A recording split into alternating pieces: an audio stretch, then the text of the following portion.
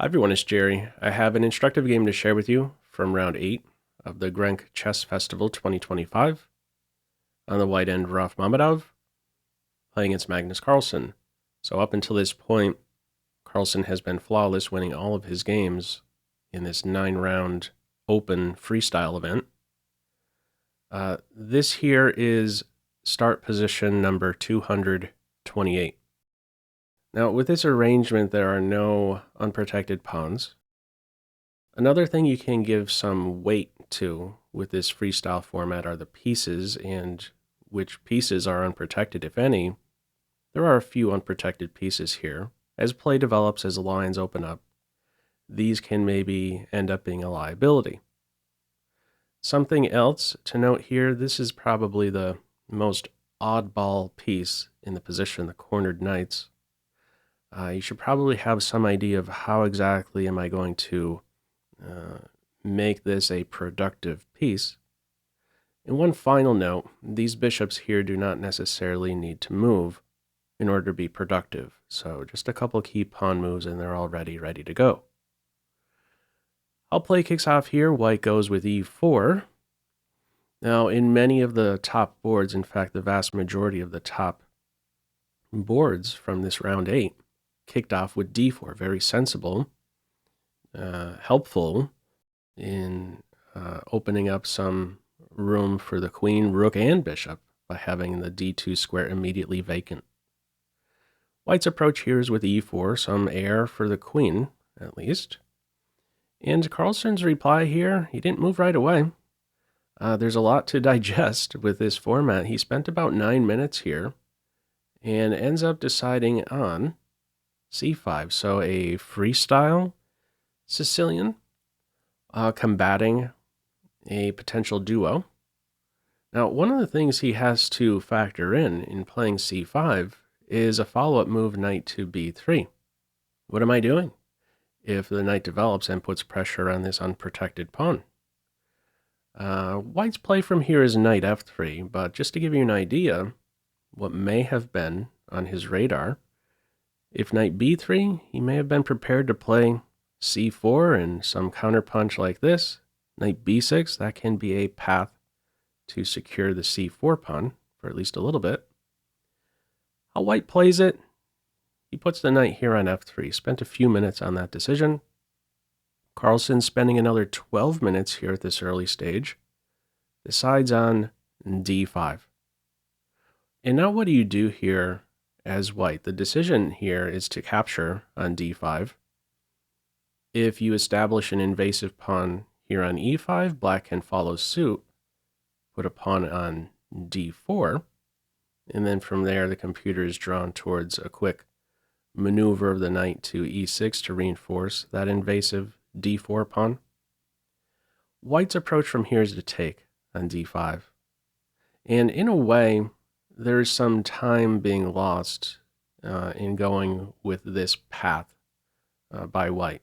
Notice this capture here is not helping white improve any new piece. It's true the queen has a few more options, but when we look at the minor pieces, they're not really helped in any way after this capture. Notice on black's end, these bishops are already developed. The white bishops are not.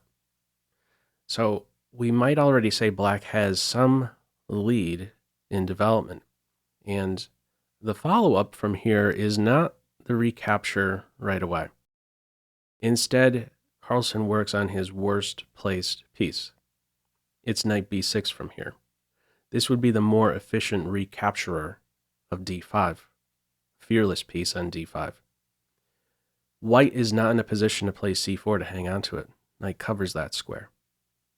If you instead go with the rook, a way to follow up here by white, c4 is healthy.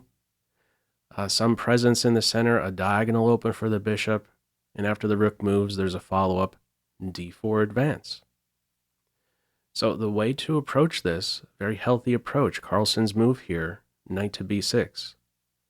And this next moment here for white, he spent about 15 minutes. So we're only 3 moves in. He's spending 15 minutes here. This is already a sign that he is not comfortable with his position, especially when you factor in that Mamedov is, in general, a very fast player. He's already uncomfortable at this early stage. 15 minutes here, ends up playing d4. Carlsen's reply, there is an open diagonal here, a check arrives, and we quickly enter in this game what we might say a queenless middle game. Follow up from here, c4. This will pave the way for a knight to arrive on d5 and be stable. This pawn occupying c4 prevents c4 from bothering that knight. Let's see how play develops from here. It's with c3. No recapture just yet on d5. It's not going anywhere. Some more development. Knight to f6. Knight c2. Okay, now's the time to take the pawn, right? Not quite. This here is a window for Carlsen to develop his light square bishop. Bishop f5 it is. Now weakened after knight to c2. This is Carlsen's, this pawn here tells us this.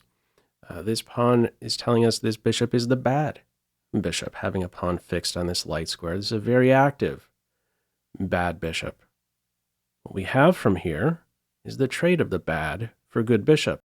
This plays a key role in the game. What we're now tending towards is a case where Carlsen has a strong knight versus a bad bishop. Okay, how do we recapture now on d5? This is finally the moment where black will go ahead and take on d5. If you'd like to go ahead, pause the video, see if you can figure out which way he ends up recapturing. Okay, Carlsen's decision, he takes with the f knight. Now, you could, of course, take with the other knight. In fact, one of the things I look to in making such a decision when deciding between which of the two knights to take, the thing I would ask is which of the two is not essential. This one here. And go ahead and recapture, and in that way, both of the knights are well positioned in that sweet spot of the board. But there's something deeper going on here with this decision, knight f takes d5. Carlsen's factoring in the development of his remaining pieces. The king, primarily, I'm talking about. The king does not want a castle here. It's not necessary. We want to move towards the center now that the queens aren't on board. The play from here is going to be with f6, and the king is ready to travel, move towards the center, ideally on light, opposite the opponent's bishop. This will be a very healthy move. Multi-purpose. Negate the knight and pave the way for a king improvement. This all flows very nicely for black. Play from here is with g3. You must take some care over that f4 square. Developing the knight, you're asking for a check, maybe a knight drop into d3. That's the weakest square of all in white's camp. So f4 is covered. f6, sure enough. Knight on f to d2. White here repositioning to this e4 square. And bishop to d6. He's prepared to exchange these two. We're kind of approaching this strong knight, some strong knight versus bad bishop scenario. So he's welcoming this. This is white's best piece. So if you're chopping this bishop, okay, fine. You no longer have that best piece around, do you? From here, king to d2. Where's the king going exactly? He's interfering currently with these pieces here. His post is going to be on c2. How do you decide that that's the direction the king should go? Something you can factor in here is this idea of black eventually expanding with b5, a5, b4, and you're going to feel some pressure on that c3 point. So the king is probably well positioned on c2 to conveniently defend that c3 point. From here, we have f5, not without its weaknesses. Another hole created here on the e file. Knight captures, bishop follows. If something else, if the knight tries to go in here and be bothersome, you could give the knight a kick, invite the piece in there, and it's under control. The king is stable here on f7, and white's going to be primarily just defending that knight. There isn't a great jump from that point. All right, the decision here, we get a knight for bishop exchange. Completely opened e-file now. Open file, king improvement, king c2, knight reposition, knight d2, b5, and now a sharp follow-up, g4. Carlsen does not take the bait, does not take here on g4. He's looking for some stable position. You sort of lose control if you're chopping here on g4. Play from here is knight 7 to f6. If you take here on g4, knight e4 is very strong. That would be the idea. And it's sort of awkward now. You have to babysit this pawn. How are you doing that? Rook c6. Again, not the greatest post for this piece. Now there's a jump here on g5, or the computer even has its eye on a gambit with h3 opening up another line, maybe subjecting the king to a check at some stage. Knight g5 can still be there even if you flick in h6, you're not actually defending because there's a pin now. It's a little bit not stable here, let's just say, for black. He's looking for stability. So how do we approach this? Well, improve the knight. Look to take here. We maintain control over e4. White takes on f5, and now the knight takes a step back. There's no way to stop black from simply collecting the pawn. This is a nice approach here by black. Stable position ahead. Knight takes on f5. Knight g5 check. Okay, the king has to fall back.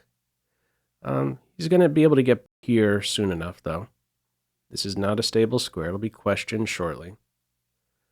Knight e4, voluntary retreat. If you hop into this center post here, you can follow up with h6 and then work on king improvement. It's a healthy way forward. White's approach is with knight to e4. Knight takes knight. Rook takes knight, and here we are. This is a superior minor piece position for black. Let's improve the pieces. King to f7. Contest the open file. f3. White has been doing a very good job, I should mention, up until this point, and continues to play in probably the best possible way you can in this difficult spot. He's welcoming, of course, the exchange on e4. That will rob the knight of f5 and also that d5 square. So no way is Carlsen going to take here on e4. You're also repairing white's structure here. So small improvements. From here it is h6. Follow-up is bishop to f4. So the reading right around here, before bishop to f4, it's calling it minus 0.5. So white is, of course, still in the game. After bishop f4, however, we're starting to look at a -1 evaluation. This is what the computer wants to play from here. It says go ahead and challenge that invasive pawn. Wants to play b3. And it's saying at this point to take on b3. Here's the thing. If you sit here with this invasive pawn, let's say you go with g5 instead. This is another top move. This is what the computer has its eye on. This idea of d5, sort of isolating the c4 pawn and put some pressure laterally on this point. So that's considered one of the top lines for white to play b3 at this moment. But it's bishop development here. In comes d5. We get a rook exchange. Black has to play a little defense, but things are cool still from here. We're going to see the black rook soon become a very active piece. Rook takes a step back. Rook c6. and bishop to e5. So nearby for white is this trick. Bishop takes pawn, king takes pawn, rook takes knight. Let's put the knight on a healthier square. There's no rook e5 here anymore.